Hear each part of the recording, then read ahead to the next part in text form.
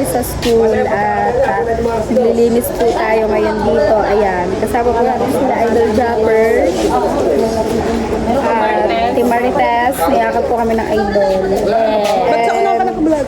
Para 0.5. Naba ng tigyan. Hindi mo halap po. And dito po ang iniwan ng bagyong Christine.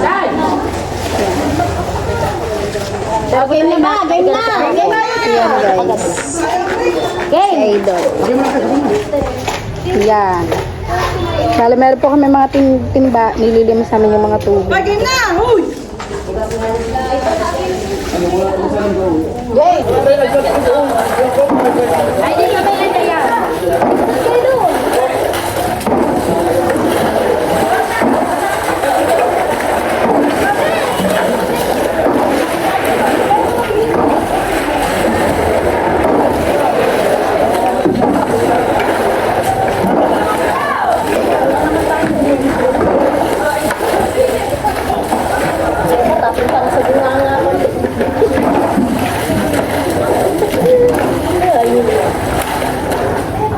Ay, nasa na ba? Pamela!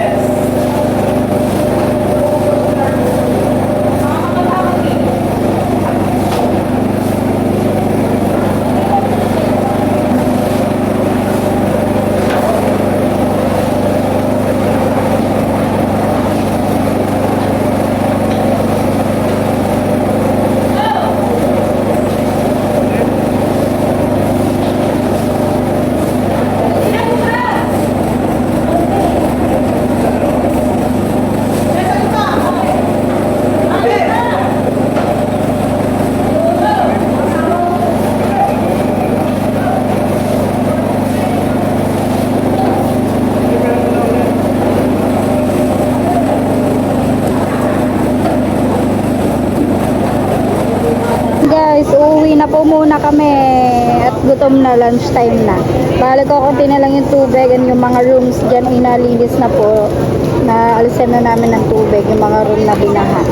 Yeah, thank you guys for watching. So, ayun na nga guys, at nakauwi na po tayo dito sa bahay at natapos na po tayo maglinis ng school. At ayun, thank you so much kay Idol Japper Sniper dahil kung hindi dahil sa kanya ay hindi natin masisimulan malinis yung school ng Bukana. And ayun nga guys, I have a small business here at sa harap ng bahay namin. Pero wala po rin ngayong laman.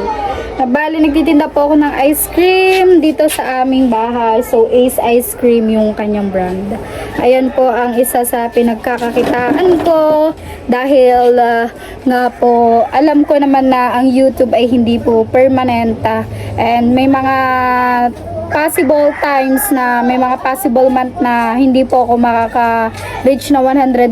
So, nag-isip po ako kung ano po ba yung pwede ko pang pagkakitaan para at least kahit hindi po ako sumahod ng sa YouTube ay makakapag-provide pa rin po ako dito sa bahay. Kasi nga po, yung mga sinasahod ko naman po sa YouTube is napupunta po yun sa mga pambayad ko ng bills like electricity bills and wifi bills.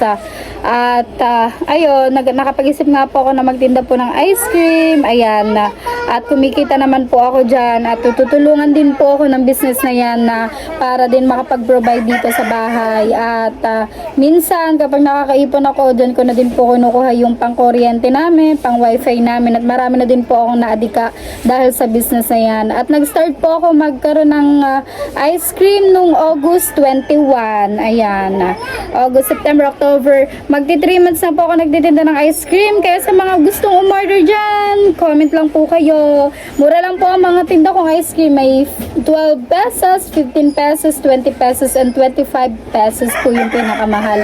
Ayun po yung mga ino-order ko. Pero as of now, ang ino-order ko lang is 15, 20, and 25. Hindi na po ako nag-order ng 12. Ayan guys. And thank you so much po sa mga walang sawang sumusupport po sa aking small business at sa aking YouTube channel.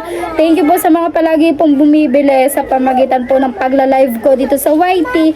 Ay mayroon po akong mga viewers na bumibili po at siyang ipinamimigay po dito sa Bukana sa mga bata dito or sa mga tao na gusto nilang pagbigyan. And ayun guys, ito ko na po tinatapos itong aking vlog. Sana po ay nagustuhan ninyo. At kung bago ka pa lang po sa aking channel, don't forget to click the subscribe and the notification bell para palagi ka na pong updated sa aking mga videos. Thank you for watching. Bye-bye!